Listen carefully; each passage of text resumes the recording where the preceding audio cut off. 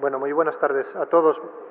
Vamos a comenzar o a seguir con la quinta y última clase de vuestra preparación de radiodiagnóstico para prepararos para el examen MIR con dos temas un poco difíciles de enseñar porque son en sí mismos dos especialidades dentro de la radiología y es imposible prepararlos estudiándose enfermedad por enfermedad, sino porque son demasiado amplios y no es rentable para un examen como el MIR y prácticamente para ninguna oposición. Y nunca se ha necesitado un nivel de control de enfermedad por enfermedad para presentarse a ninguna de las oposiciones ni a los exámenes que analizamos, sino que lo que hay que hacer es intentar agrupar una serie de conceptos de semiología que nos permitan defendernos de las preguntas asociadas a imagen. Por eso los juntamos en la preparación y vamos a seguir una metodología similar, que es estudiarnos los conceptos de semiología por separado y luego intentar agrupar las enfermedades de 2 en 2 o de 3 en 3 para que podáis ver la diferencia y utilizar las imágenes en el diagnóstico diferencial de la pregunta, es decir, para escoger o quitar opciones más que para un diagnóstico directo.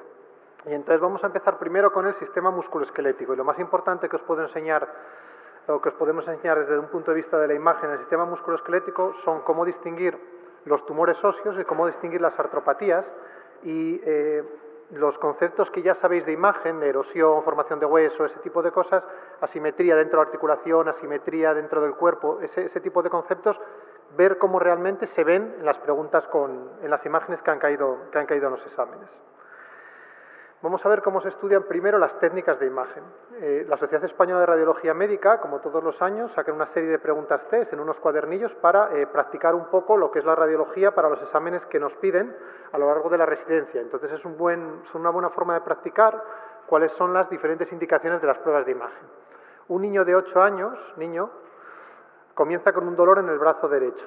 A la palpación se identifica una masa de consistencia pétrea asociada a calor y dolor a la presión. ¿Cuál es la primera prueba a realizar? Pues tenemos tendencia, como es un niño o radiación, lo que nos están diciendo con estas preguntas es que en el sistema musculoesquelético siempre hay que realizar radiología simple. Si tú intentas diagnosticar sin una radiografía delante cualquier tipo de patología en el sistema musculoesquelético, te vas a equivocar. Si ponemos un tumor benigno y un tumor maligno con resonancia magnética y un tumor maligno y un tumor benigno con radiografías, lo vas a diagnosticar mejor con radiografía que con resonancia magnética. Te equivocas menos. Por eso se sigue manteniendo la radiología simple ante cualquier patología del sistema musculoesquelético, sea niños o no sean niños. Mujer de 42 años, peluquera de profesión, que refiere omalgia al elevar el brazo. Sospechan que tenga una tendinitis cálcica. Tendinitis cálcica es una patología del tendón. Los tendones no se ven en radiología simple, pero ¿cuál es la primera prueba a realizar? Una radiología simple, ¿vale? Para poder ver cómo los tendones calcifican.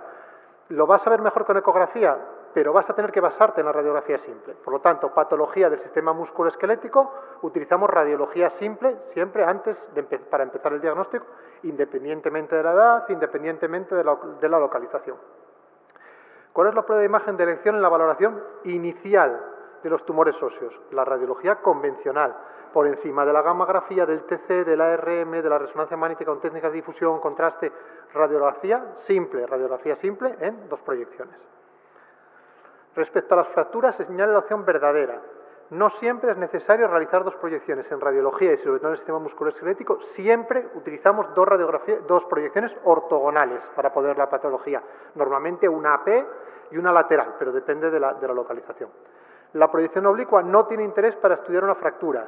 La proyección oblicua sí que tiene interés para estudiar una fractura. Si tú clínicamente tienes la sospecha de que puede haber una fractura y no la estás viendo, la proyección oblicua te permite ver esa fractura en el radio. ¿Vale? Las proyecciones oblicuas son necesarias y se hacen.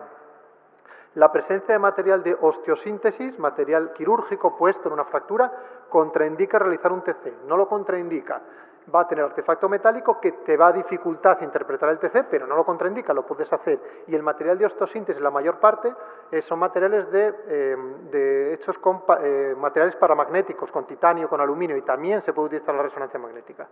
La ecografía nunca destruye fracturas corticales. Acordaros que la ecografía permite ver cualquier cosa. Otra cosa es que lo vea mejor o peor. No es lo mismo que me digan, la ecografía me permite diagnosticar. Por permitir sí, porque se usa para todo. Otra cosa es que haya pruebas mejores que la ecografía, como las que veremos.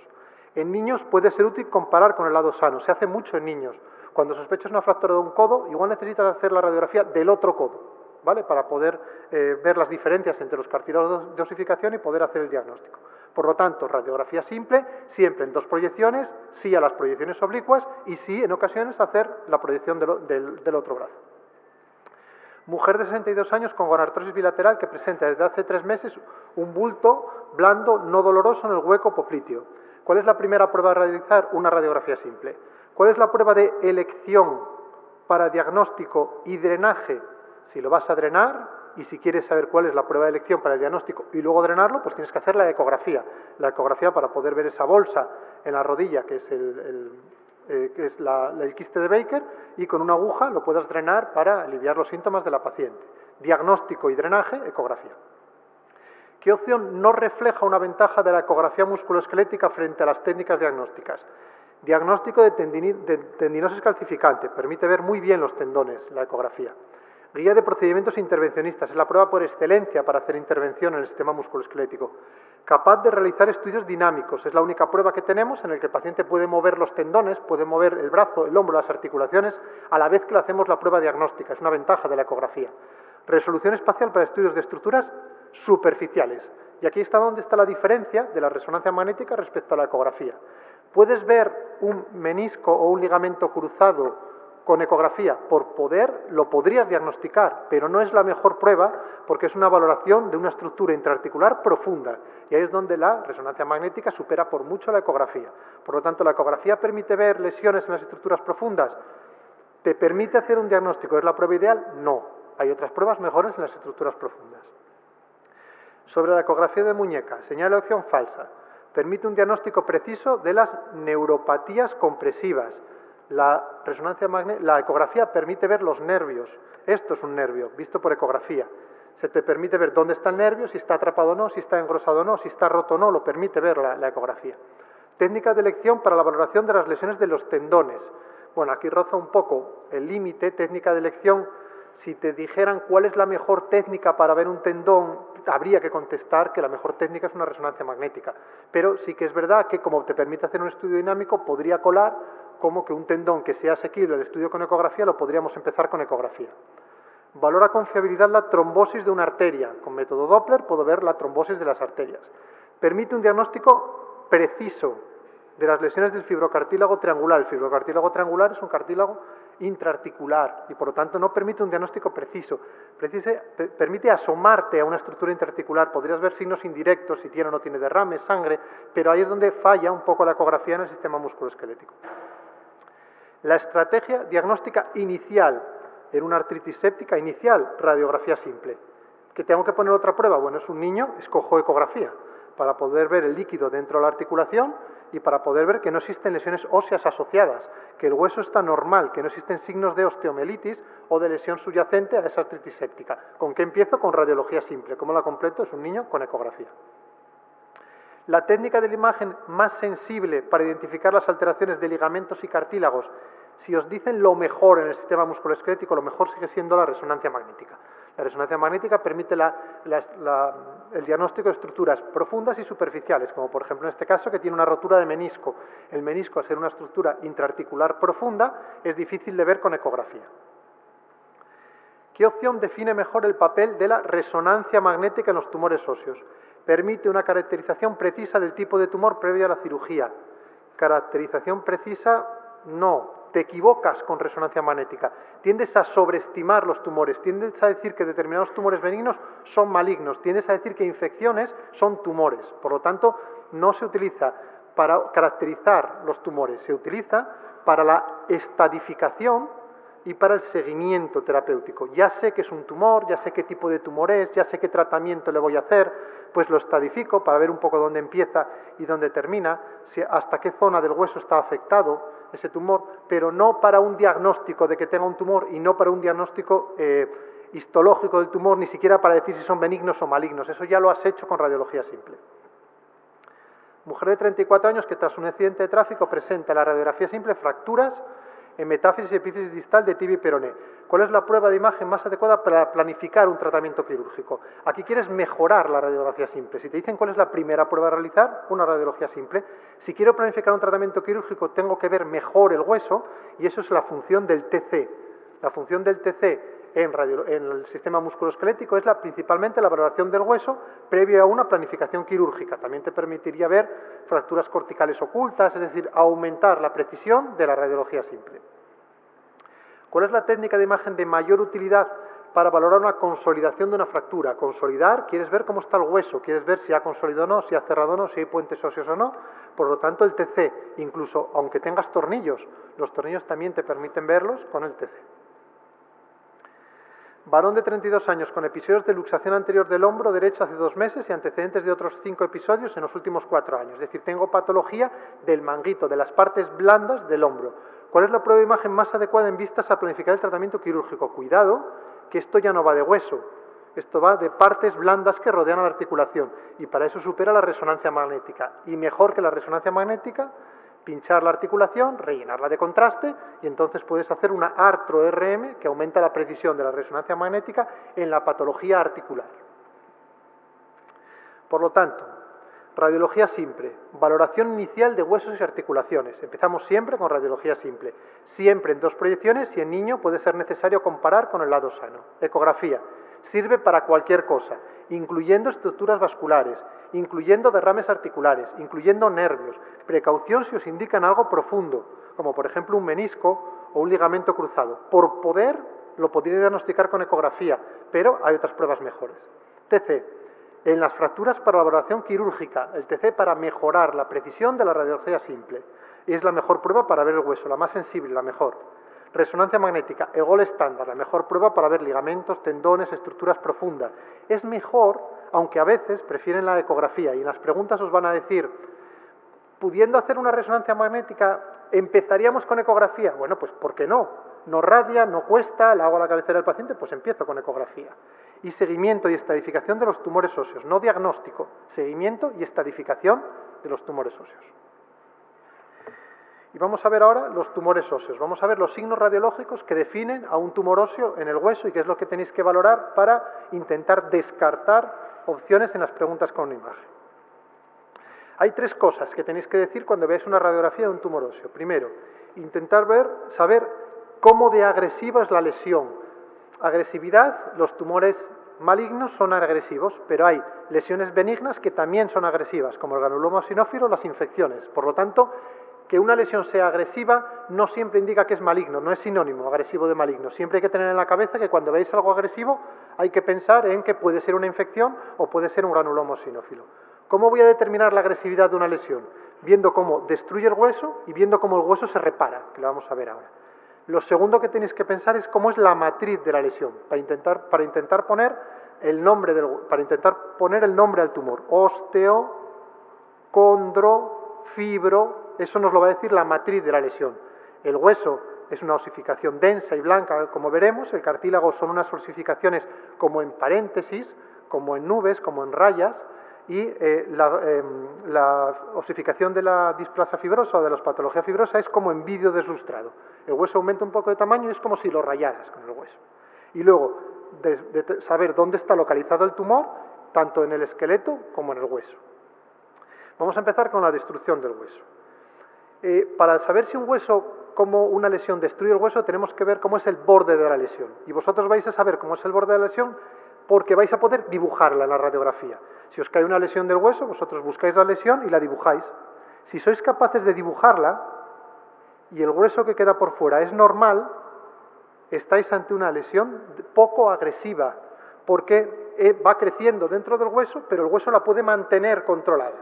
Entonces voy a buscar entre las opciones algo benigno, un quiste, un oma, no un sarcoma, un oma, algo que sea benigno, algo que sea poco agresivo, porque la puedo dibujar con un bolígrafo, dónde empieza y dónde termina. Los tumores o las lesiones agresivas, como crecen rompiendo el hueso, entonces no la vais a poder dibujar nunca. Es más, va a ser mucho más probable que en el examen identifiquéis una lesión benigna que una lesión maligna que sea 10 veces más grande, porque no se sabe muchas veces dónde empieza y dónde termina. Eso es el patrón de destrucción ósea. ¿Cómo es el borde de la lesión en las lesiones poco agresivas? Lo podéis dibujar, se dibuja como un bolígrafo. ¿Dónde empieza y dónde termina? Cuando ya son de agresividad intermedia, aparece el patrón en sacabocados, que es que el hueso sí que la mantiene, pero hay en zonas donde falla, y entonces le voy dando bocados al hueso. Y este patrón en sacabocados es muy característico de dos lesiones, el ameloblastoma en la mandíbula y el adamantimoma en la tibia. Y son dos lesiones que os tenéis que saber. Un patrón en sacabocados en la tibia es un adamantimoma, es prácticamente patognomónico. Un patrón de sacabocados en la mandíbula es un ameloblastoma. Y son los dos tumores que os tenéis que saber con un patrón en sacabocados, ¿vale? Porque son prácticamente patognomónicos. Ameloblastoma en la mandíbula y el adamantimoma en la tibia. Las lesiones agresivas no vais a saber dónde empieza y dónde termina. Por ejemplo, nos cae esta radiografía y yo sé que esto es patológico, pero tengo muchísimas dudas de si esto es patológico o no. No lo sé, porque hay como un patrón, como agujeros y unas líneas negras y luego una zona más blanca. Esto es lo que se llama patrón permeativo. Fijaros en esta lesión, yo sé que esto es patológico, pero esto probablemente también sea patológico. Y yo no sé cómo está aquí abajo esta lesión, no lo veo blanco, no lo veo homogéneo, no sé decir que es un hueso normal. Esto es el patrón permeativo típico de las lesiones agresivas. Por ejemplo, estos son dos osteosarcomas, pero podría ser, por ejemplo, una infección del hueso, haría un patrón de destrucción del hueso similar, permeativo, como si le diéramos, como si pintáramos el hueso de blanco y de negro, y no lo vais a poder dibujar con el bolígrafo. Un patrón permeativo. Acordaros, agresivo no es lo mismo que maligno. Si os ponen esta lesión, vais a tener tendencia a contestar que es un Ewing, porque os sabéis muy bien que es una lesión de niños, que está en la diáfisis, que provoca capas de cebolla, que hace un agujero en el hueso. Vale, pues esto es una infección. Es un niño que tiene una herida y ha infectado el hueso. Hay lesiones benignas como el granuloma eosinófilo, o como, bueno, en este caso es una osteocitosis de células de Langerhans, es decir, el granuloma eosinófilo y las infecciones, las dos tienen forma de patrón agresivo, aunque no son lesiones malignas. ¿Vale? Fijaros en esta osteomelitis, os enfrentáis a esta lesión y yo creo que esto es patológico, no lo tengo claro, sé que aquí hacia abajo no sé si está o no está la lesión, aquí tengo un agujero, esta es una lesión de características agresivas. ¿Puedo contestar osteosarcoma? Pues por poderlo puedo contestar, es un niño, es una lesión en la metáfisis, está rompiendo la metáfisis, es agresivo, bueno, pues en este caso es una infección. Antes de contestar tumor maligno, hay que tener un poco la mente abierta, que la pregunta no nos diga ha tenido una herida o le han hecho una biopsia, lo que sea. ¿Cómo se repara el hueso? El hueso se repara por las diferentes estructuras que rodean al hueso, principalmente el periósteo. En una lesión poco agresiva, el cuerpo o bien no reacciona contra ella, el hueso, porque no le importa que esté esa lesión ahí, entonces no reacciona el periósteo, o bien reacciona cubriendo totalmente la lesión y osificándose, para intentar contener esa lesión que le está haciendo daño al hueso. Esa es lo que se llama reacción perióstica a las lesiones, ¿vale? Es decir, cuando tengo una lesión de características poco agresivas, como por ejemplo esto, que es un encondroma, el periósteo no reacciona contra él, no hay nada, el hueso lo puedo dibujar, cómo termina el hueso y no veo nada por fuera. Es un hueso totalmente normal, exactamente igual que el que está al lado, porque esta lesión es poco agresiva. Esto va de omas, en este caso es un encondroma, una lesión en el hueso, en un dedo, una lesión lítica en un dedo sin reacción perióstica es prácticamente patognomónica de encondroma.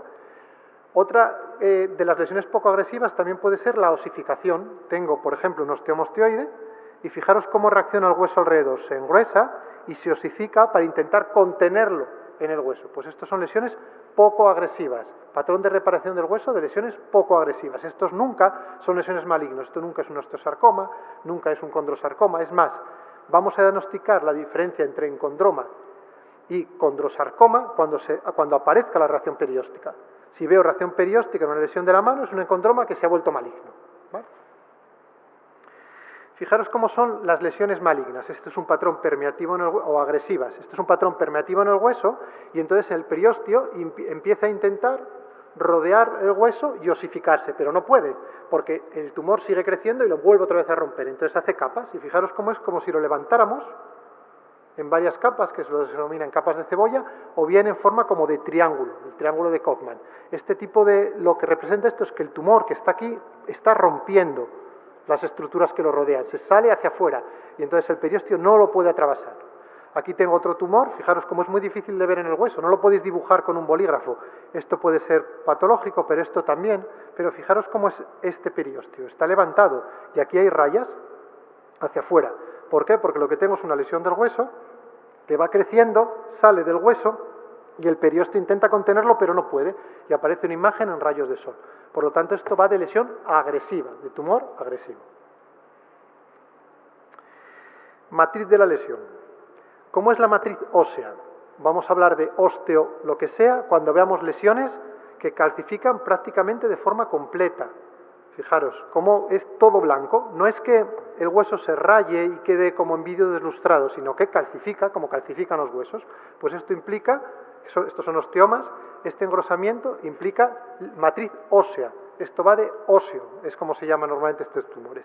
Fijaros un osteosarcoma, cómo es la matriz del osteosarcoma. Fijaros cómo es densa, es blanca, es un patrón permeativo, pero supera sobre todo que se pone más blanco el hueso, porque ese tumor está formando hueso. Hay que tener un poco de cuidado con esto, porque los tumores muy displásicos, como los osteosarcomas muy anaplásicos, ya pierden la capacidad de hacer hueso. Entonces sí que aparece un patrón permeativo, pero cuando son tumores de bajo grado sí que mantienen esa matriz ósea.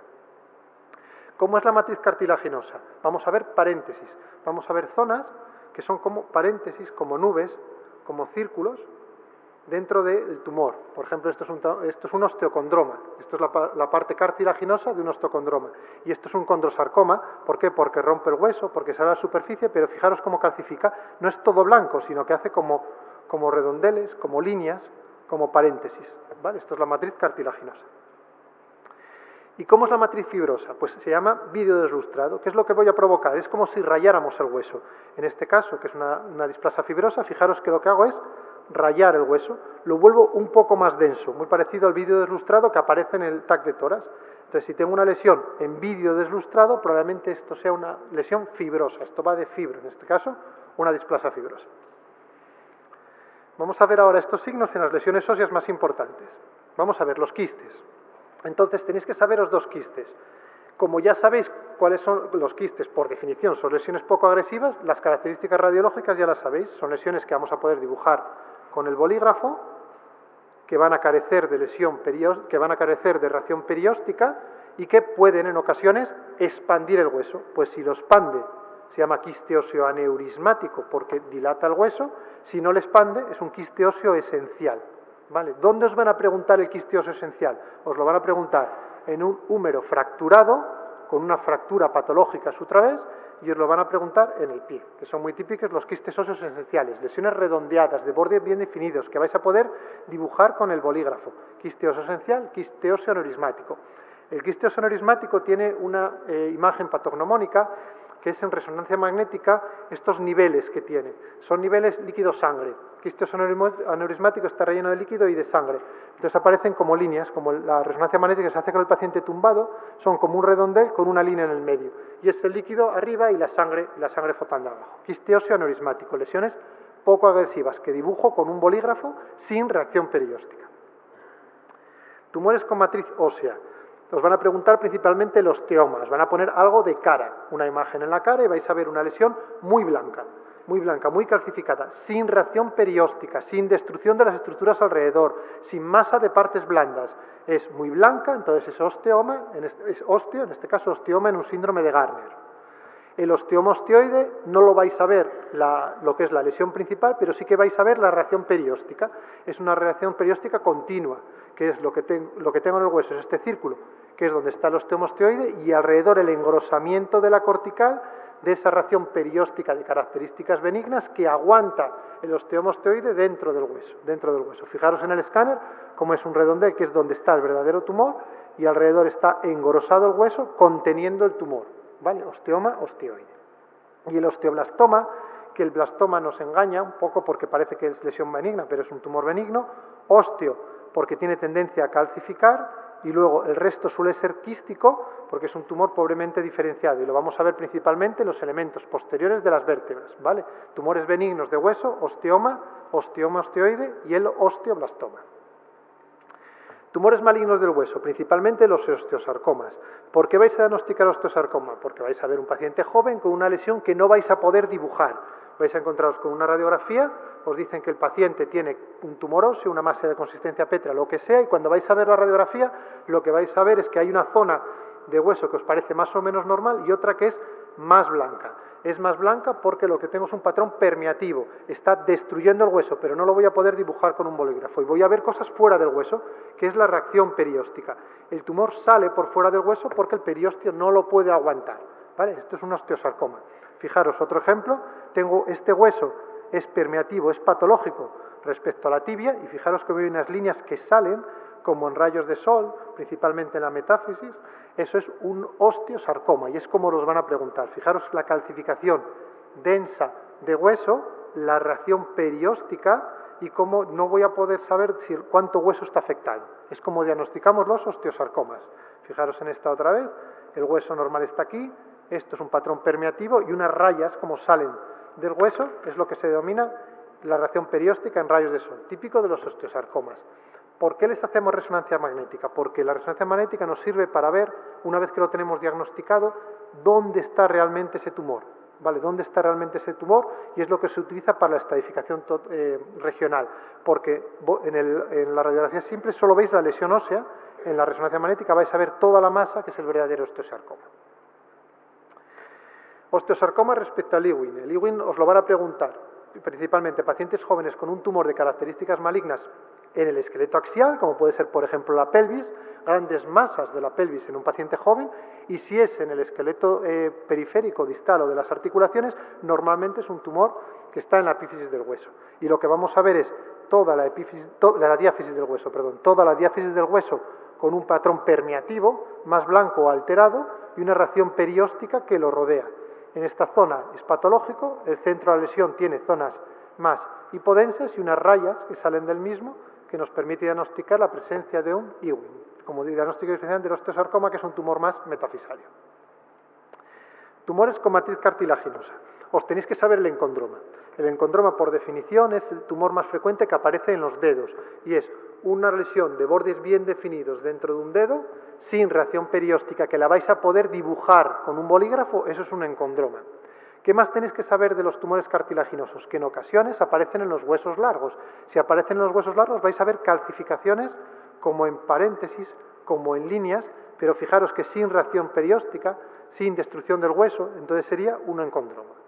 Cuando veis un tumor con este tipo de calcificaciones que rompe el hueso, que crece, que no podéis decir dónde empieza y dónde termina, entonces es un condrosarcoma. Es un encondroma, un tumor cartilaginoso que ha malignizado. El osteocondroma, el tumor por excelencia que os tenéis que saber, porque os va a acabar cayendo en el examen, es el tumor más frecuente. Fijaros, se llama osteocondroma porque tiene dos partes, un hueso, cartílago, y además es benigno. Osteo porque tiene un tallo que es calcificación de hueso, es blanca, exactamente igual que el hueso que tiene alrededor. Luego sale una burbuja que es la parte cartilaginosa y calcifica como los tumores cartilaginosos, en paréntesis, en líneas. Osteocondroma, sin reacción perióstica, sin destrucción del hueso, osteocondroma en las metáfisis de los huesos. ¿Qué es lo que marca la malignidad del osteocondroma o cuando puede malignidad? El engrosamiento de la parte cartilaginosa, que lo voy a ver por resonancia magnética. Le hago una resonancia magnética para ver cuánto cartílago tiene, si está excesivamente engrosado o es heterogéneo, entonces puedo sugerir que se va a convertir en condrosarcoma. Es un osteocondroma que ha malignizado la parte cartilaginosa. Cuidado con esta patología, yo es la que os pondría en el examen. ¿Por qué? Porque se parece mucho a los tumores cartilaginosos. Es una patología muy frecuente, que son los infartos óseos. Aparece, por ejemplo, en buceadores o gente que hace trabajos con apnea. Son lo que parecen encondromas en los huesos, pero aparecen a ambos lados de la articulación. Si os fijáis, no hay ningún tumor, es muy poco frecuente, o por no decir imposible, que tengas un tumor cartilaginoso en dos huesos separados por una articulación. Esto lo que has tenido es un infarto del hueso. Un infarto del hueso, y cuando el hueso infarta, cura formando cartílago, y el cartílago aparece como paréntesis, como líneas dentro del hueso más blancas, porque es la calcificación de la matriz cartilaginosa, y hay que distinguirlo de los tumores cartilaginosos, son los infartos óseos. Condrosarcomas, diagnóstico diferencial con el osteosarcoma. Fijaros, condrosarcoma y osteosarcoma son iguales radiológicamente. Son tumores de bordes mal definidos, que aparecen en el hueso, que rompen articulación, con reacción perióstica, que pueden calcificar el condrosarcoma en matriz cartilaginosa, el osteosarcoma en matriz ósea. Lo vamos a distinguir porque el osteosarcoma es un tumor de niños y aparece principalmente en las extremidades. En cambio, el condrosarcoma es un tumor maligno de adultos y aparece en los huesos planos. De tal manera que si os ponen un tumor que aparece en un hueso, que calcifica y que tiene pinta de tumor maligno, ¿por qué es un tumor maligno? Porque no sé dónde empieza, porque no sé dónde termina, porque tiene líneas que salen del mismo, porque tiene reacción perióstica. Veis que si esto fuera una lesión benigna, esto todo estaría totalmente calcificado, porque el hueso podría, el periósteo, atravesarla, pero no puede, y entonces tengo líneas que salen del mismo. Pues están en el esqueleto axial, es un paciente mayor, es un condrosarcoma. El único condrosarcoma que os tenéis que saber, porque es patognomónico, recordar, es una lesión de bordes bien definidos en un dedo sin reacción perióstica, es un encondroma. Si empieza a romper el hueso y a salirse por fuera, entonces estamos ante un condrosarcoma secundario a un encondroma que estaba en un dedo de la mano. Los osteosarcomas típicos de las metástasis de los huesos. ¿Para qué hago resonancia magnética? Para ver realmente dónde está el tumor, porque el tumor es mucho más grande que lo que estoy viendo en la radiología simple. Tumores con matriz fibrosa. La displasia fibrosa principalmente, imagen patognomónica, dos imágenes que os tenéis que saber. La base del cráneo y la que afecta al fémur. La que afecta al fémur suele provocar un abombamiento, hace que la matriz fibrosa lo que provoca es que los huesos sean mucho más blandos, y como son mucho más blancos, estos pues se doblan, pero si os fijáis, se doblan, pero no está roto el hueso, puede haber fracturas, pero fijaros cómo el borde del hueso lo vais a poder dibujar, porque es una lesión de características benignas, es una displasia fibrosa. En la base del cráneo es más fácil de ver cómo aparece ese vídeo deslustrado, un engrosamiento del hueso en vídeo deslustrado. Es el diagnóstico de displasia fibrosa. Displasia porque el hueso está mal formado y fibrosa porque lo que ha formado es matriz fibrosa, por eso se llama displasia fibrosa. El otro tumor fibroso que os tenéis que saber es el defecto oseocortical o fibroma no osificante. Es una lesión fibrosa que aparece principalmente en la corteza, si os cae en el examen os va a caer en la tibia de un niño. Y son lesiones que os van a poner todo el diagnóstico diferencial, lesiones malignas y luego el defecto oseocortical o el fibroma no osificante. ¿Por qué? Porque es un tumor que se ve muchas veces en niños y siempre la principal sospecha es que no sea un osteosarcoma. ¿Por qué no es un osteosarcoma? Porque lo vais a poder dibujar y vais a ver los bordes y no va a tener reacción perióstica y está en la cortical. Es lo que diferencia el defecto oseocortical de un osteosarcoma. La displasia fibrosa, recordar que puede ser monostótica cuando afecta a un hueso, o poliostótica. Si es poliostótica, lo voy a ver mediante estudios de medicina nuclear para poder ver cuántos huesos están afectados, ¿vale? Pero recordar que la imagen siempre es la misma. Es como si engrosara el hueso se hace más blando, queda como vídeo deslustrado y pierde su morfología normal. ¿Por qué os pongo esto? Porque si veis esto en un adulto es una enfermedad de Payet. Un hueso en niños, displasia fibrosa poliostótica. Un hueso deformado en un adulto es una enfermedad de Payet. Puede aparecer como un hueso blanco respecto a todo lo demás, un hueso de morfología normal, quizás un poco más tosco, un poco más grande, más blanco, una vértebra blanca, eso es una enfermedad de Payet. O bien, por ejemplo, lo puedo ver en la pelvis con una hemipelvis engrosada, aumentada de tamaño, eso es una enfermedad de Payet. O bien en el cráneo, un engrosamiento del cráneo más grueso, más grande, con zonas líticas, con zonas blásticas, es una enfermedad de Payet. Recordar que son enfermedades que lo que provoca es aumento de la tosquedad del hueso. Cambio la matriz normal del hueso, la cambio por una matriz fibrosa, tanto en la displasia de Payet como en la displasia fibrosa. La displasia fibrosa es una enfermedad de niños, la enfermedad de Payet una enfermedad de adultos. Alteración de la morfología normal, huesos toscos, grandes, con zonas más negras y zonas más blandas de los periodos de calcificación condromatoide y calcificación ósea. Tumores localizados en la epífisis de los huesos. Tenéis que saber estos dos. Son los dos tumores epifisarios por excelencia, que es el condroblastoma y el tumor de células gigantes.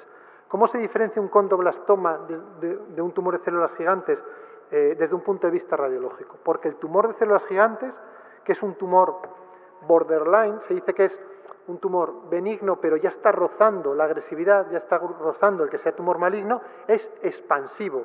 Es como si fuera un quiste óseo neurismático, pero está en la epífisis del hueso. Está en la epífisis del hueso y es aumento y dilato esa parte del hueso. La aumento, la dilato, la expando, como si hincháramos un globo dentro. Esto es un tumor de células gigantes. En cambio, en niños más pequeños, una lesión redondeada que aparece en la epífisis, que puedo dibujar con el bolígrafo, que no tiene reacción perióstica alrededor, entonces estamos ante un condroblastoma. Vamos a ver otros tumores óseos y un poco de diagnóstico diferencial respecto a los tumores óseos, siempre cogiendo las preguntas que ya os han caído, los distractores que estaban en esas preguntas. Nos han preguntado varias veces la diferencia entre metástasis y mieloma, y es indistinguible desde un punto de vista radiológico, que el paciente tenga una metástasis o que tenga un mieloma. Es verdad que en los estudios de gammagrafía, normalmente en mieloma no tiene un aumento del metabolismo que sí tiene la metástasis, es como se suele distinguir. Pero es muy difícil desde un punto de vista radiológico porque ambos provocan lesiones líticas en el hueso. Puedo ver lesiones líticas en el hueso, principalmente en el cráneo. Estas lesiones líticas son múltiplos del mieloma y pueden aparecer también con expansividad de las vértebras. Son agujeros y alguna vértebra puede expandir con masa de partes blandas. Fijaros cómo se puede ver también en la pelvis. Es muy difícil de distinguir de las metástasis, que también son agujeros en el hueso. ¿Cuál es la forma de que os van a preguntar una metástasis en radiología simple? Os van a poner una vértebra tuerta, que es un signo radiológico típico que ha caído siempre en todas las sesiones de radiología, que es dibujar los dos ojos a las vértebras hasta que llega una vértebra que solo tiene uno. Pues cuando os pongan esto, lo que tiene el paciente es una metástasis en elementos posteriores de la vértebra, ¿vale? Es la imagen prácticamente típica que ha caído siempre para diagnosticar las metástasis vertebrales. Y recordar que radiológicamente, que tenga metástasis, siempre tenéis que tener abierto un poco la mente en la pregunta porque puede que os estén preguntando un mieloma. Desde un punto de vista radiológico son indistinguibles. Nos han pedido varias veces que distingamos una espondilodiscitis de una metástasis. Como ya os he dicho, la espondilodiscitis, que es una infección, es una lesión benigna, pero agresiva. La metástasis es una lesión óseo maligna y agresiva. Por lo tanto, las dos van a tener radiológicamente los mismos signos. Son lesiones que afectan al hueso, que son de bordes mal definidos, que pueden asociarse a masa de partes blandas, que pueden asociarse a reacción perióstica, pero la espondilodiscitis no se salta elementos óseos, que sí se saltan las metástasis. Y es el signo radiológico típico para diferenciarlas. Cuando tengo una espondilodiscitis, tengo una columna vertebral y tengo dos vértebras afectadas. Tengo dos vértebras afectadas, pero las demás son normales. En cambio, en una metástasis puedo tener una vértebra patológica, otra vértebra patológica, una normal y la siguiente patológica. ¿Vale? Estas metástasis saltatorias es lo que me diferencia de que lo que estoy viendo es una metástasis, no una espondilodiscitis. Cuando solo veis afectado un segmento vertebral, espondilodiscitis, ya sea 1, 2, 3, 5 discos, toda la columna vertebral, pero continua. No se pueden saltar trozos de columna vertebral, eso va a espondilodiscitis. En cambio, cuando tengo las mismas lesiones que se saltan vértebras normales, entonces probablemente se tratan de metástasis. Las dos son iguales, son lesiones con masa de partes blandas asociadas que pueden meterse dentro de la columna vertebral, pueden provocar una estenosis de canal, son iguales, solo se distinguen por este signo radiológico.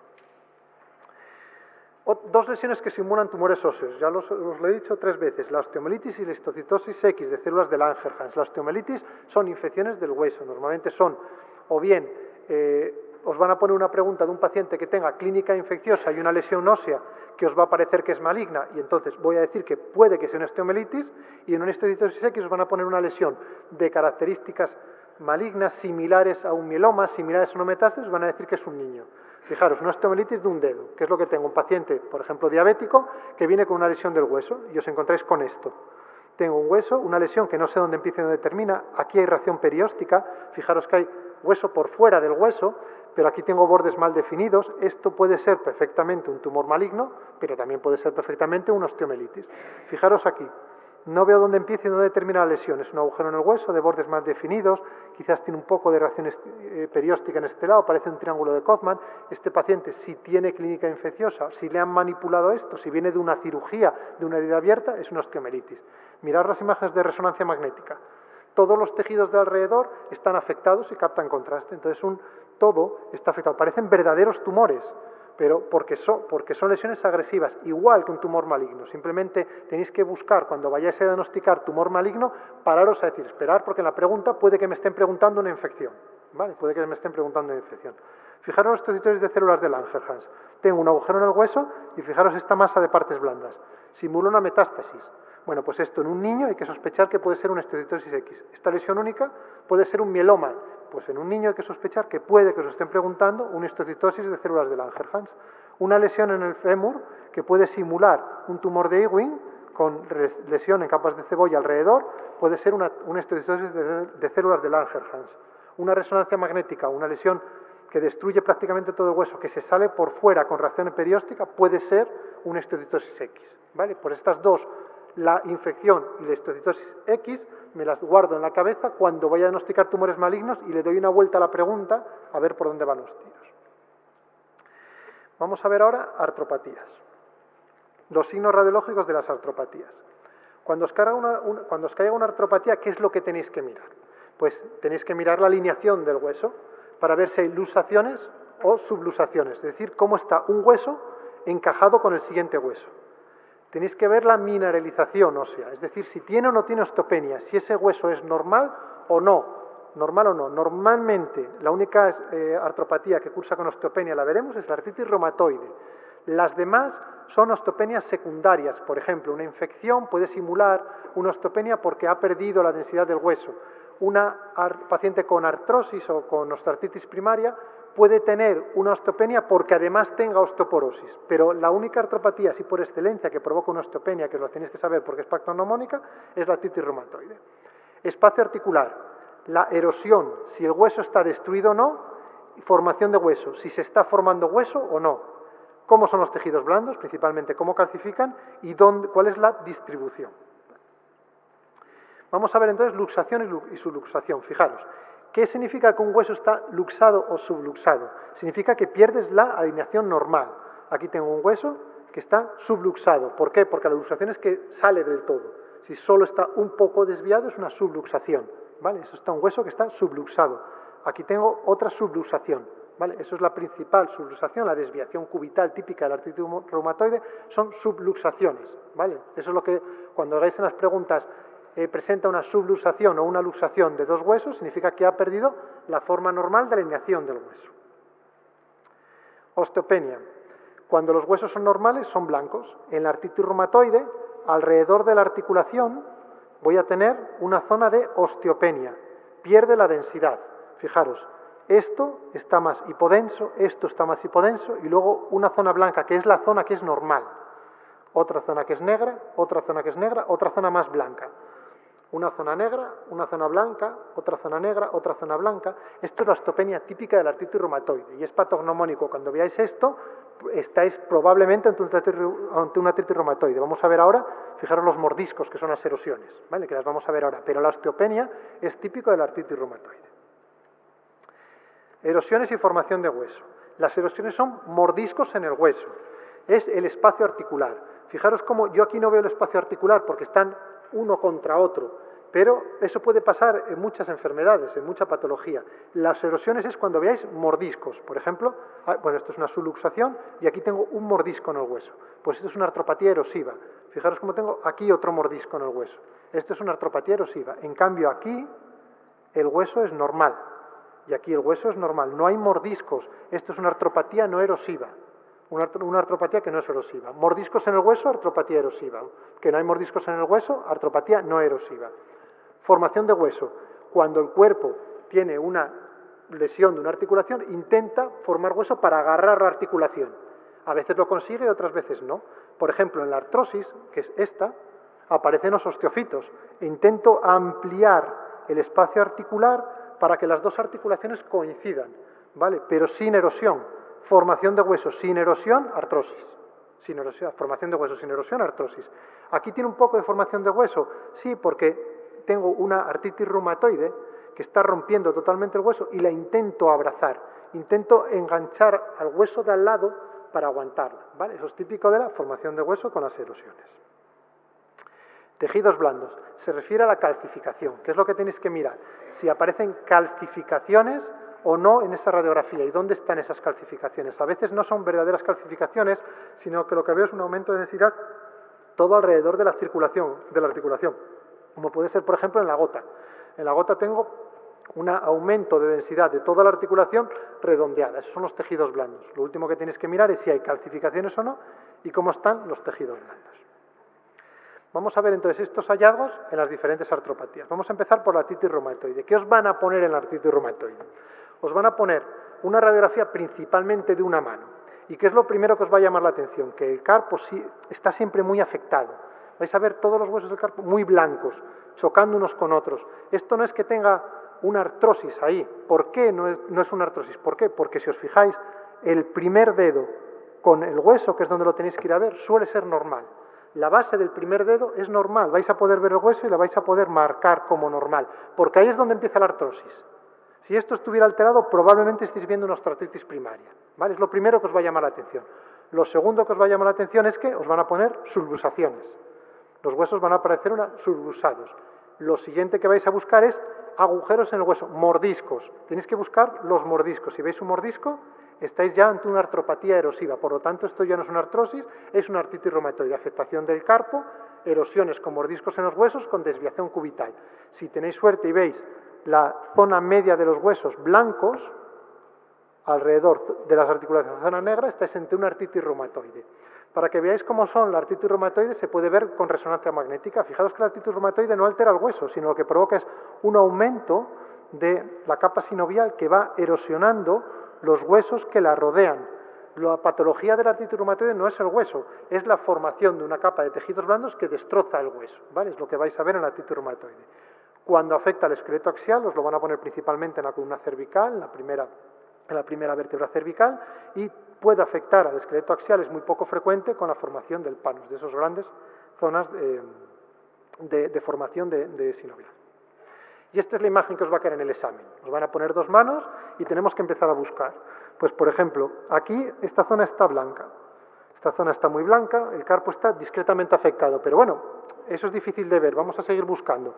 Fijaros cómo es esta cabeza. Aquí le estoy pegando un mordisco al hueso, ya digo, artropatía erosiva. Vamos a ver dónde están. Afectado, afectado, afectado, un poco afectado. Comparo con el otro lado. Lo mismo este y este. Este con este con este y este. Están afectados. Es simétrica. Voy a ver las distales. Normales. Esto es una artritis reumatoide. Artropatía erosiva simétrica con afectación del carpo y erosiones. ¿Vale? Y esta es la imagen que os va a caer en el examen, en el MIR, cuando os pregunten una artritis reumatoide. ¿Vale? Buscar las erosiones, buscar que sean simétricas, buscar que el carpo sea blanco y que las interfalángicas distales sean normales. ¿Vale? Por último, para comprobar, vamos a ver cómo está la osificación. Y fijaros cómo hay una zona blanca y luego una zona negra que rodea a la articulación y luego una zona un poco más blanca. Esta zona blanca en el centro de los huesos, que la estáis viendo blanca porque esto es negro, es el patrón de calcificación de la osteopenia característica de la artritis reumatoide. Cuidado con la variante erosiva de la artrosis. La artrosis, la artritis primaria, la osteoartritis degenerativa, es no erosiva, cursa sin erosiones. Lo que pasa que es verdad que en ocasiones hay una tal destrucción del hueso que es difícil ver si no hay erosiones. Y además tiene una variante erosiva, que se llama variante erosiva de la osteoartritis primaria, ¿vale? Es decir, la artrosis no es erosiva excepto en su variante erosiva. La variante erosiva de la artrosis es en interfalángicas distales, la imagen en gaviota, y vais a ver algo que se parece a una artritis reumatoide en interfalángicas distales. Vais a ver erosiones, vais a ver formación del hueso como osteofitos que tienden a abrazar el hueso. Esta es la imagen que dicen en gaviota, típica de la artrosis, la variante erosiva. Fijaros cómo está el carpo. También muy blanco, pero si buscáis entre la base del primer, en este caso no se ve, pero lo vamos a ver ahora, la base del primer dedo siempre es la más afectada en la artrosis, ¿vale? Fijaros en una artritis reumatoide. ¿Puede aparecer alguna erosión? Bueno, pues es por como siempre en medicina, a veces puede aparecer algo, pero nunca son todas las articulaciones aumentando como triángulos, que no os confundan. Cuando todas las articulaciones sean como triángulos con formación de hueso, estáis ante la variante erosiva de una artrosis, ¿vale? No antes de una artritis reumatoide. La psoriasis. ¿Cómo os van a preguntar la psoriasis? La psoriasis es una artropatía erosiva que forma hueso y tiende a ser, aunque cada vez se ven más formas similares a la artritis reumatoide, por siempre se ha descrito como mono o oligoarticular, es decir, de una articulación o de dos o de tres, no mucho más. Y lo que vamos a ver es una erosión donde va a primar la formación del hueso. Entonces lo que voy a ver erosiones, ¿dónde es? Normalmente en el hueso, que es proximal, con formación de hueso en el distal. Imagen de un lápiz dentro de un bote, ¿vale? Fijaros, es una erosión de la parte proximal con el distal que abraza al hueso inferior. Eso es típico de la artritis psoriásica, de la psoriasis. ¿Cómo voy a distinguir esto de la variante erosiva de una artrosis? Porque va a afectar a un dedo. Es una monoarticular o oligoarticular, si no sería indistinguible de una artrosis, ¿vale? Cuando afecta al esqueleto axial, aparece la sacroiliitis, que suele ser asimétrica. ¿Cómo es la sacroiliitis? Una sacroilitis blanca, una articulación más blanca. Una articulación más blanca es típico de la artritis psoriática. ¿Cómo es la imagen que os va a caer en el examen? Así. Es un paciente que os pone en la imagen de las manos y os va a llamar la atención de que hay mucha deformidad. Entonces tenéis que ir a buscar un sitio donde veáis una gran deformidad, como por ejemplo aquí, esta articulación, y fijaros cómo es asimétrica porque la del otro lado es normal. Asimétrica, ¿qué es lo que tiene? Erosiones. Yo aquí veo un mordisco, me falta un trozo de hueso. Y fijaros cómo el hueso de arriba intenta abrazar al de abajo. Esto es una artritis psoriática, ¿vale? Una artritis psoriática, una variante erosiva con formación de hueso. Fijaros en este, cómo el hueso está erosionado triangular y cómo intenta abrazar al hueso que tiene encima, ¿vale? Imagen de lápiz de lápiz en un bote. ¿Cómo os van a poner una sacroiliitis? Fijaros, estos son unas sacroiliacas normales. Lo normal es que en las sacroiliacas veáis esta línea negra y el hueso alrededor. Esa es la parte posterior de la articulación y por aquí normalmente tengo la parte anterior, que es la articulación por delante con el sacro. Cuando tengáis una sacroiliitis, lo que vais a dejar de ver es esa línea. Vais a poder ver una parte que es la anterior, pero fijaros cómo la otra que tenía que poner por aquí desaparece. ¿Vale? Eso es una sacroiliitis por radiografía simple y normalmente es más denso. Fijaros cómo aumenta la densidad de esa sacroiliaca. Esa es la imagen de una sacroiliitis, normalmente asimétrica, en una artritis psoriática.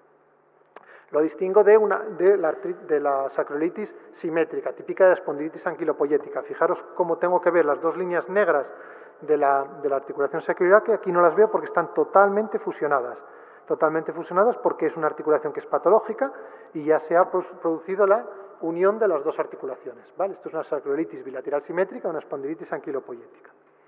Recordad las imágenes de la espondilitis anquilopoyética, los puentes óseos, los sindesmofitos. Vamos a ver más adelante la diferencia entre un osteofito y un sindesmofito. Fijaros como tengo el disco intervertebral normal, no hay pérdida de altura del disco intervertebral porque esto no está producido porque choquen dos discos intervertebrales. Eso es artrosis.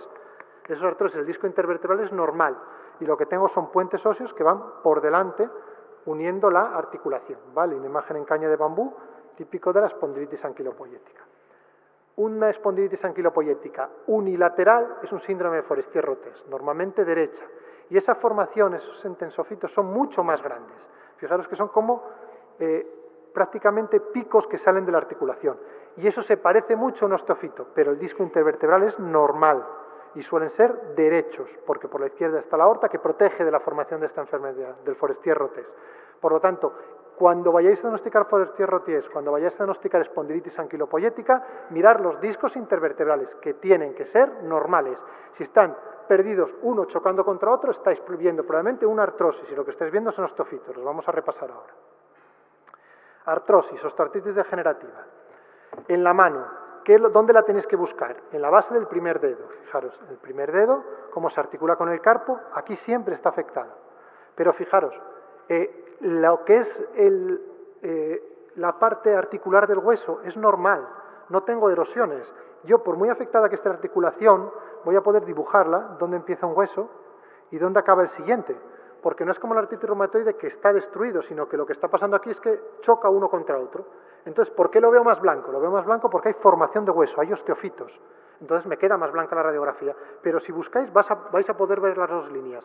Tanto en la mano, como por ejemplo un hombro, vais a poder dibujar, puede estar más o menos alterada la cabeza, pero vais a poder dibujar las dos líneas articulares, porque no hay erosiones. O por ejemplo, en una cadera, fijaros qué gran formación de hueso, grandes osteofitos, asimétrica dentro del cuerpo, asimétrica dentro de la propia articulación, porque es dependiente de las cargas de la articulación. Fijaros, pero lo que es la parte articular la vais a poder dibujar, dos líneas, porque no hay mordiscos, ¿vale? No hay mordiscos que sí que vais a ver en las artropatías erosivas. Fijaros en las rodillas, puede afectar una más que al otro lado, aquí más o menos son simétricas, pero existe cierta simetría dentro de la propia articulación. Una artritis reumatoide de las rodillas estaría toda la articulación afectada, no solo una parte más que otra. En la osteoartritis degenerativa depende de las cargas y por lo tanto, ¿qué es lo que voy a ver? Hueso contra hueso y formación de osteofitos, ¿vale? Osteoartritis degenerativa o artrosis, ¿vale? Una mano de una artrosis, la que os va a caer en el examen, fijaros. ¿Qué es lo que tengo aquí? Afectación del carpo. Bueno, el carpo no lo veo muy mal. ¿Por qué? Porque es asimétrica dentro de la propia articulación. Esto puede ser normal, pero esta no lo es. Esta no lo es. Es asimétrica dentro del carpo. Si fuera una artritis reumatoide, esto estaría igual afectado que esto. No todo o nada. Y fijaros cómo puedo dibujar el hueso aquí, puedo dibujar el otro hueso aquí y puedo ver que está formando hueso. Y digo, vale, ya tengo afectada la zona más característica de la artrosis. Vamos a buscar otra articulación. Y aquí tenéis otra articulación. Más o menos puedo dibujar el hueso del otro lado y tengo un osteofito como engancho. Y aquí tengo otro. ¿Qué es lo que tengo? Una formación de hueso sin erosiones. Entonces estoy ante una artrosis, ¿vale? Excepto recordar la variante erosiva de interfalángicas distales. Fijaros en esta articulación. Está muy afectada con formación de osteofitos, pero vosotros podéis dibujar las dos líneas articulares. Eso es típico de la artrosis, ¿vale? Diferencia entre un sindesmofito y un osteofito. Fijaros, esto es artrosis y esto no lo es. Cuando vosotros veáis una calcificación del ligamento prevertebral anterior, fijaros que tengo los discos intervertebrales, los voy a seguir viendo. Más o menos los veo. Y lo que tengo es cómo calcifica la parte anterior. Por eso se llama imagen en caña de bambú. Cuando tengáis artrosis, van a perder el espacio articular. Una vértebra va a chocar con la otra. Por lo tanto, se va a poner blanco. ¿Por qué? Porque aumenta la densidad de los golpes que se están dando. Blanco, blanco, pérdida del espacio articular. Y fijaros los osteofitos, cómo se afectan y salen hacia adelante. ¿Vale? Salen hacia adelante. ¿Por qué? Porque esa vértebra está inestable. Y entonces el hueso intenta abrazarla para mantenerla fija, para fijarla. Es la diferencia entre un osteofito de una artropatía degenerativa, de un entensofito de cualquier tipo de patología inflamatoria. Osteoartritis degenerativa, imagen que os puede caer en el examen. ¿Qué es lo primero que os tiene que llamar la atención? La asimetría. Tengo una afectada y otra no. Esto ya no es una artritis reumatoide, pero vamos a seguir cogiendo datos para diagnosticar la presencia de una osteoartritis degenerativa. Fijaros la cabeza del fémur, la puedo dibujar, y la parte articular de la pelvis también. Digo, vale, no hay erosiones. Y además fijaros cómo prácticamente la cadera está fusionada una con otra por formación de osteofitos. Esto es una artrosis de la cadera, una osteoartritis degenerativa, una artrosis de la cadera asimétrica de un paciente que tiene artrosis en una de las dos articulaciones. La necrosis de la cabeza femoral es una forma secundaria de artrosis que aparece en gente joven. Se produce una necrosis de la cabeza femoral, el fémur se vuelve más blando y entonces aparece artrosis. Y hay que entender que esta enfermedad es algo dinámico. Por eso es un poco de lío leer la descripción radiológica, porque os empiezan a decir, si tiene zonas negras debajo, si tiene zonas blancas, si tiene una línea blanca, si tiene una línea negra. Es un proceso dinámico, puede aparecer cualquier cosa, pero lo que tenéis que buscar es que aparezca artrosis en un paciente que no la tiene que tener en la cadera, por ejemplo, un niño o un paciente joven. ¿Y qué es lo que tengo? Una alteración de la morfología normal de la cabeza del fémur. El espacio articular más o menos se mantiene. Es densa porque aparece un infarto óseo, ese hueso está infartando. Y aparecen osteofitos. ¿Por qué? Porque el cuerpo intenta abrazar la articulación. Si predomina la necrosis, va a aparecer zonas negras. Si predomina la curación, van a aparecer zonas blancas, ¿vale? Pero es como si tuvierais una artrosis en un paciente joven. Eso es una necrosis avascular de la cabeza femoral. Es la causa más frecuente de artrosis en pacientes jóvenes. La variante erosiva de la osteoartritis degenerativa. La variante erosiva tiende a afectar interfalángicas distales y es difícil de distinguir de una artritis reumatoide. Cuidado con ella.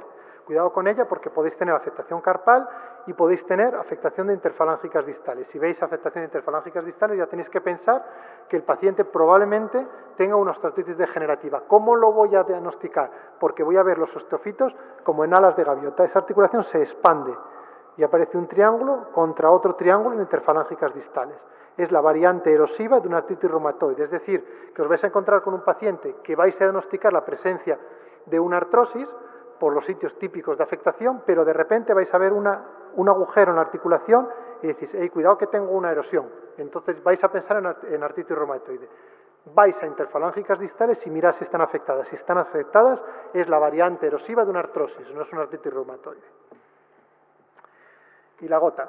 La gota provoca erosión, pero provoca erosión por la gran formación de esas masas de partes blandas. Por lo tanto, va a ser asimétrica porque solo está afectada normalmente una articulación y sobre todo del pie.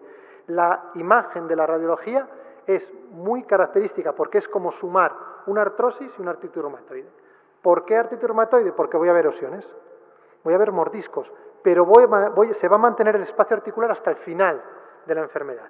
Por lo tanto, si veis una articulación totalmente destrozada, una única articulación, con grandes zonas erosivas de mordiscos del hueso, que aparecen normalmente en el pie, con masa de partes blandas, pero el espacio articular lo podéis ver más o menos conservado, estáis ante una artropatía por gota. Recordad, en la gota el espacio articular se mantiene a pesar de las erosiones.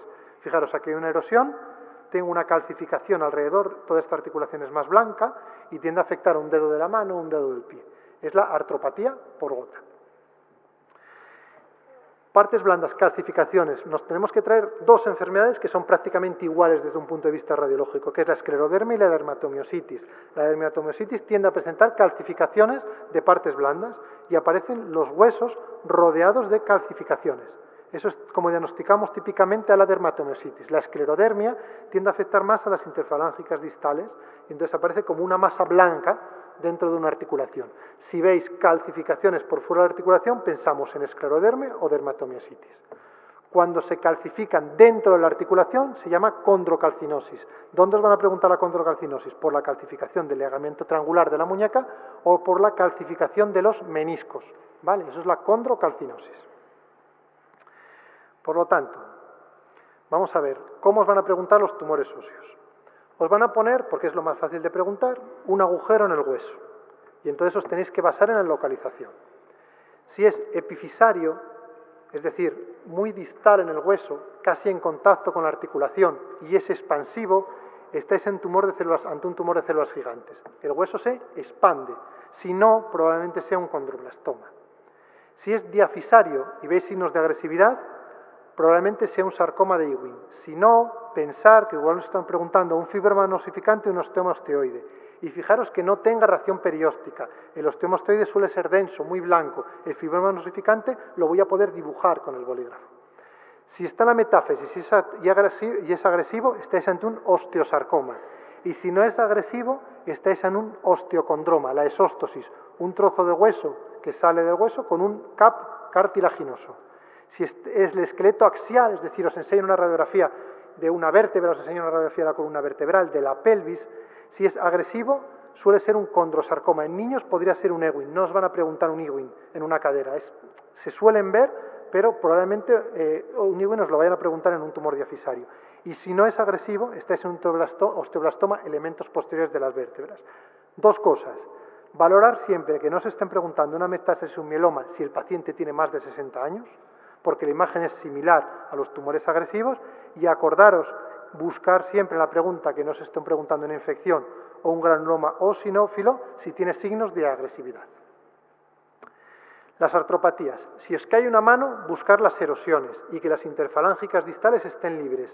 Si tiene erosiones y las interfalángicas distales estén libres, estáis ante una artritis reumatoide. Alternativas. Si veis mucha formación de hueso y hay solo una o dos articulaciones afectadas, probablemente estéis ante una psoriasis. Si es en una mano con un tofo, es decir, con una calcificación grande alrededor de la articulación, probablemente estéis ante la gota. Y si es solo en interfalángicas distales con forma de gaviota, es la variante erosiva de una osteoartritis primaria. Si no tiene erosiones, y os pone una imagen que decís, es que esta desviación cubital es típica de la artritis reumatoide, es que esto es una artritis reumatoide, pero no tiene erosiones, no es patología articular, probablemente os estén preguntando un lupus, ¿vale? Y lo que tenga sea afectación de los planos blandos. Si es en el pie, buscar las erosiones porque os va a caer una gota. En la columna, buscar osteofitos para decir si es una osteoartritis degenerativa, que el disco intervertebral esté mal y que haya puentes óseos. Si veis indesmofitos, estáis ante una espondilitis anquilopoyética. Sacrolitis, si son bilateral y están borradas, es una espondilitis anquilopoyética. Si es asimétrico, normalmente es una psoriasis. Y acordaros, las tres artropatías que calcifican, la dermatomiositis y la esclerodermia, que radiológicamente son iguales, y dentro de la articulación la condrocalcinosis. Muy bien, vamos a pasar ahora a la neuroradiología. Dentro de los temas de musculoesquelético y de neuroradiología, como ya os he comentado en las otras clases, están preguntando 2 preguntas cada año de ahorro de pruebas de imagen. Acordaros, ¿vale? Cuando os encontréis una prueba de imagen del sistema musculoesquelético o una prueba de imagen de neuroradiología y una de las opciones sea no hacer nada, cuidado, pensar que os están preguntando que ahorréis radiación, que ahorréis dinero, ¿vale? Que ahorréis radiación, que ahorréis dinero, es decir, que no le hagáis nada a los pacientes. Y están cayendo sistemáticamente. Están obsesionados con el ahorro de pruebas diagnósticas, ¿vale? Cuidado cuando os ponga una respuesta que sea no hace falta hacer nada más, ya tengo el diagnóstico, no le hago imagen, ¿vale? Un hombre de 44 años de edad, trabajador de la construcción, tiene un dolor lumbar, no tiene ningún clínico de alarma, pues no le hago nada más, no hago ninguna exploración complementaria. Cuidado con esa opción, tenerla siempre en la cabeza porque puede que sea la correcta. Mujer de 34 años, fumadora, sin antecedentes de interés, empieza con un dolor de la pierna, varias horas de evolución, hinchazón de la pantorrilla, está preocupada que sea una trombosis. Si todo da negativo, pues no le voy a pedir una ecografía, no le hago un escáner. Lo normal, lo mejor sería no hacer nada, esperar tratamiento sintomático y esperar. ¿Vale? Cuidado con esas preguntas de no hacer nada.